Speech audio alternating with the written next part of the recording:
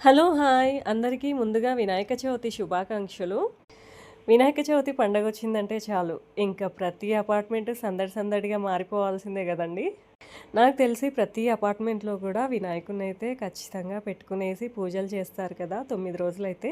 మేము last year నుంచి start చేశామనమాట వినాయకుడిని ఇలా పెట్టుకోవడము. ఇంకా లాస్ట్ ఇయర్ అయితే 9 డేస్ స్వామివారికైతే మంచిగా పూజలు చేసుకున్నాము. అలాగే డైలీ ఈవినింగ్ కిందికొచ్చేసి డిఫరెంట్ డిఫరెంట్ గేమ్స్, అలాగే కల్చరల్ యాక్టివిటీస్, కోలాటం ప్రాక్టీస్ ఇవన్నీ చేసేవాళ్ళమనమాట. పిల్లలు, పెద్దవాళ్ళనే తేడా లేకుండా. అయితే ఈ ఇయర్ కూడా అలానే కంటిన్యూ చేస్తున్నామనమాట. మా కల్చరల్ యాక్టివిటీస్‌నైతే. మా అపార్ట్మెంట్‌లో పిల్లలు చూడండి ఎంత చక్కగా డాన్స్ ఏస్తున్నారో. అసలు ఇప్పటి పిల్లలకైతే డాన్స్ రాని పిల్లలంటూ ఎవరుండరనుకుంటా. వాళ్ళకైతే భలే సోర్సెస్ ఉంటున్నాయి గదా! మా చిన్నప్పుడైతే ఇలాంటి సోర్సెస్ ఏమీ ఉండకపోయేయి. మీరు ఎంజాయ్ చేస్తున్నారా మీ అపార్ట్మెంట్స్‌లో?